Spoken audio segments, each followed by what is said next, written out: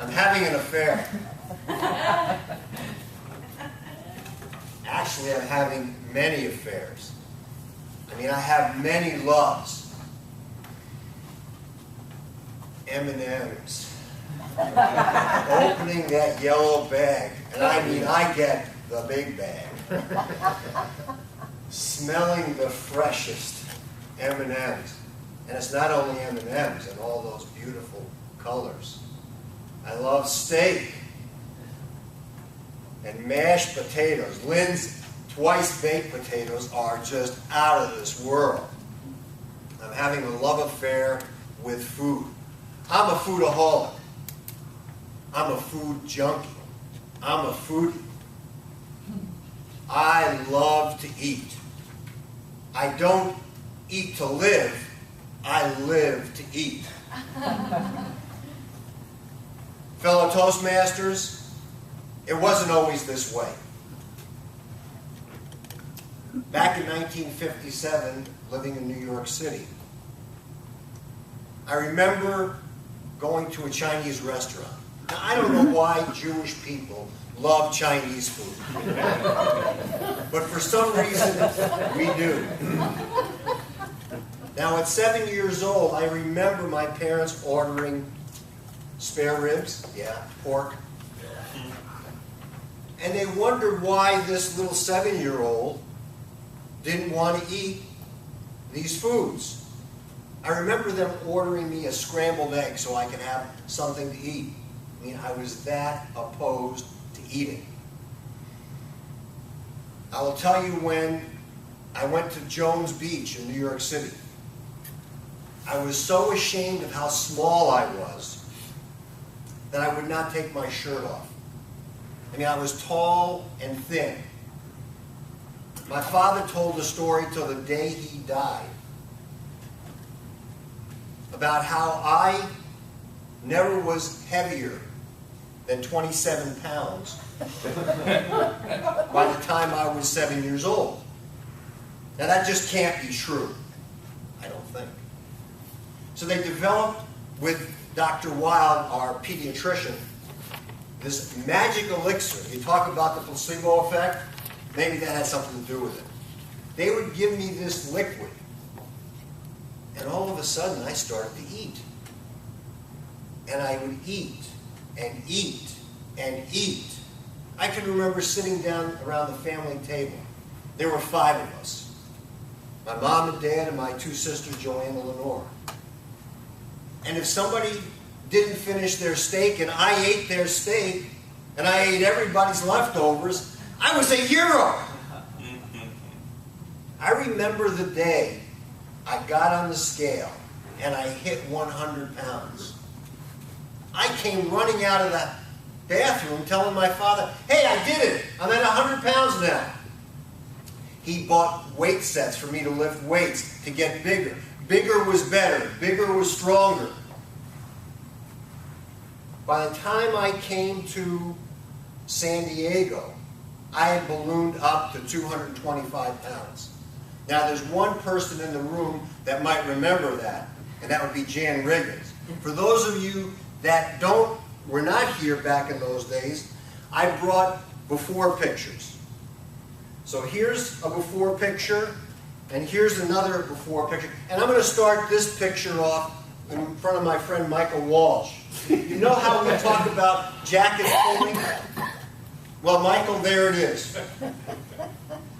Yes, Gerry Rose was a fat boy. Sure, I could hide it under my clothes. And now I can tell you that this is the new Gerry Rose. This is where you're supposed to applaud.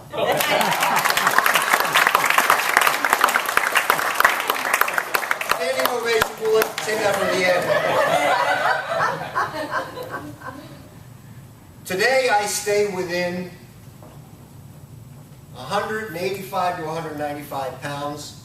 On the first weekend of every month, I weigh in at Weight Watchers. And I need to be plus or minus 2 pounds. Now for me, that works. And again, that's for me. I had tried all the diets. The Atkins diet, the grapefruit diet, the egg diet. Back in 2005,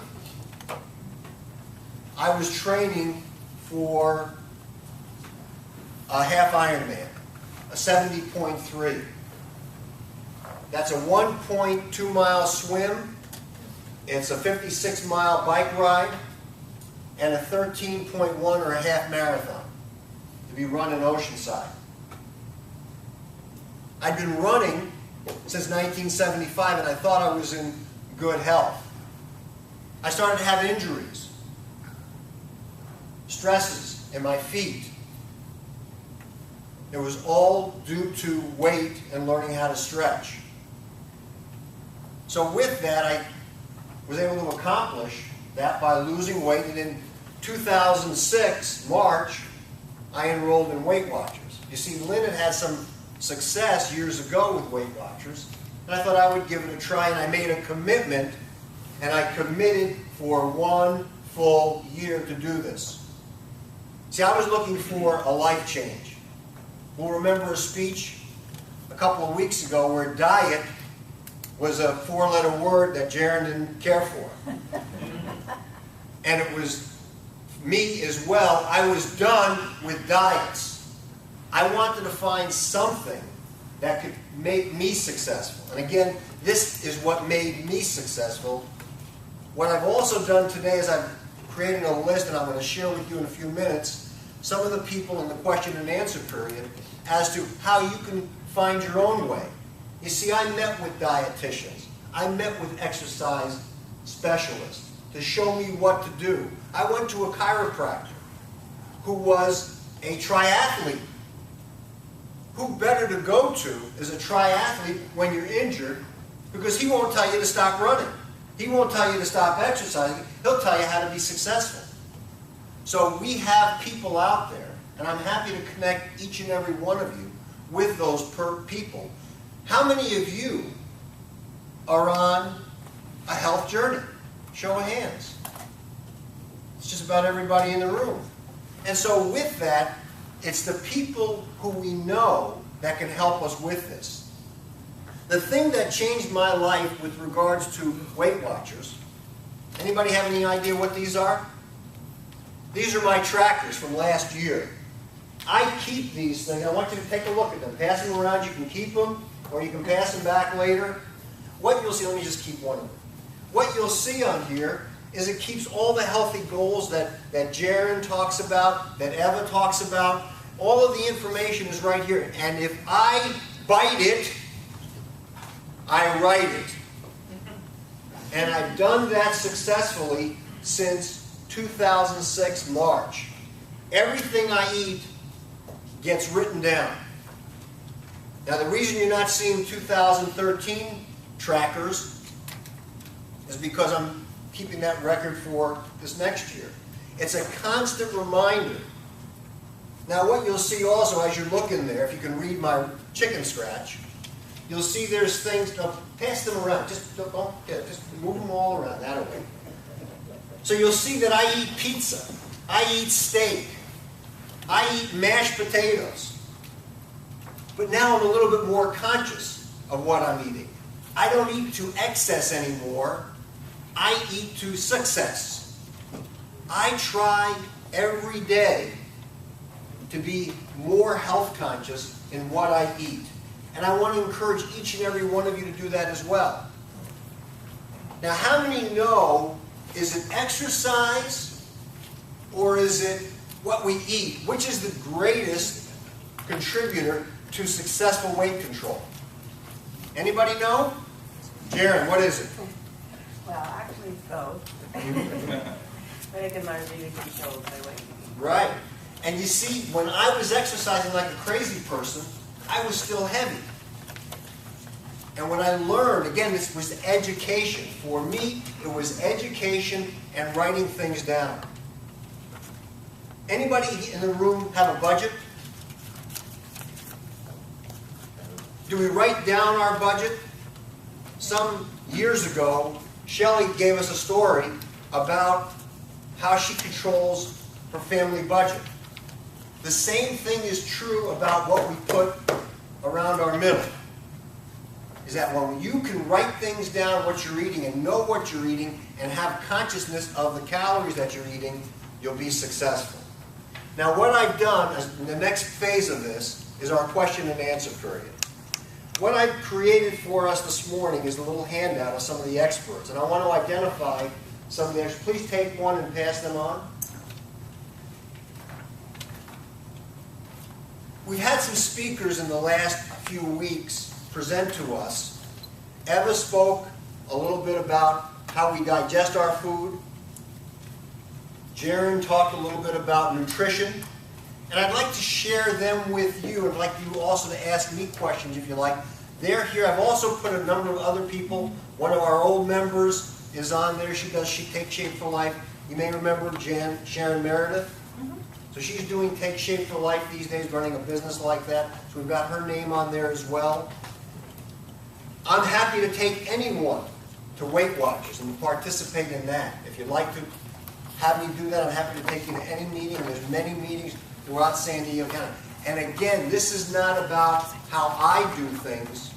I want to get you to the place where you can do things. So if it's Take Shape for Life, if it's going to LA Fitness, if it's going to 24-hour fitness, I'm here to help you with any of your aches and pains to get there. Now what I'd like to do is open this up, because everybody raised their hand, talked about their health issues. And by the way, I want to mention also Joe Luz volunteered to talk to you about some of the physical things that come with health, because he is a medical doctor, in effect. So, well, that's his life, that's his training. So with that, questions from the audience?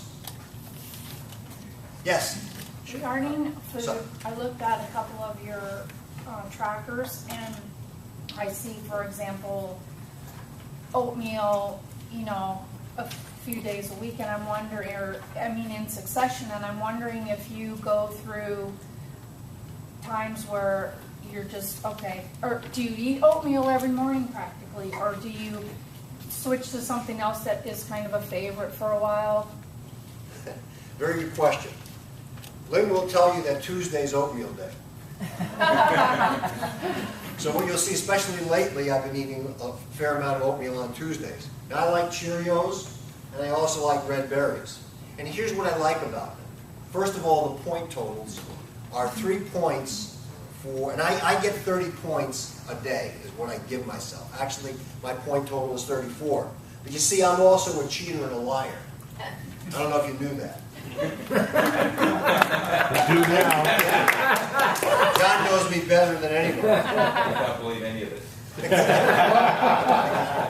I'm supposed to get 34 points, but I put myself down because I know I'm going to cheat a little bit as well. So the idea, getting back to the question, is I eat what I know. And again, what I was talking about earlier is not. I love Cheerios, I love red berries from Special K, I love oatmeal, so I'll eat those combinations typically for breakfast. What I like to do also is give myself 5 or maybe even 6 meals a day. So when you're doing it in small point totals, you're able to do that. Great question. Thank you. Yes? Alcohol.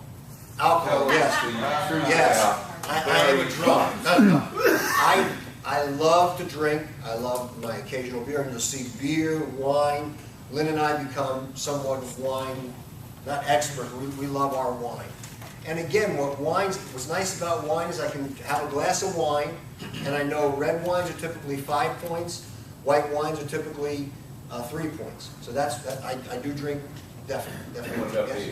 beer? Beer is, you can do light beers, they're typically 3 points. A regular beer is typically, and we're talking about 12 ounces, is typically 5 points. Yes, Will? Well, you can see there's a lot of injuries. You're very diligent about things, very focused on food. How are you monitoring your exercise? One of the things that I do is I write down, believe it or not, everything that I do week in, week out. So I have a log, a separate log that I keep. Thank you again for that question. I keep a separate log of all the exercise I do. I can tell you almost to the mile how many miles I run in a year. Yes? What do you think the psychological effect of struggling with weight gain as a kid had on you as an adult with eating, and then how did you deal with that aspect of it? You know, you have to at some point understand that whatever these demons are that we have, and again, thank you for that question, it's the heart of the speech, is that I understand that my mom and dad were doing the best they knew at that time. And I got real with that. Once you do that, then you can start to figure out, let's go forward, let's move forward. How are we going to move forward? And so for me, it was putting those things behind me and saying, now what do I want to create moving forward? Does that answer your question? Accountability. Accountability, exactly, yes. Yes, Jerry. So one of my concerns with the Weight Watchers program is the constant, how you have all your written logs and you have that very much accountability. And it was a very tedious duty. Right. So, but you have a very positive aspect on it. So how has that been beneficial to you in like reporting? How do you put that on others who think that might be monotonous? Because you have a very positive aspect on it. I think you have to look at the result. I think you have to look at the end game. You know, what is it that I want to do? Do I want to look like that again? I mean, I'm four jacket sizes down from what I was. I want to live, like Jan says, to 135. So the idea is, and I want to be able to perform the way I performed yesterday. I ran this morning at 3 o'clock. I was out there running. I want to do that when I'm 135. That's the end game. That's what I know we're out of time. Thank you very much for listening to me, and thank you for giving me the extra time, Michael, and everyone else.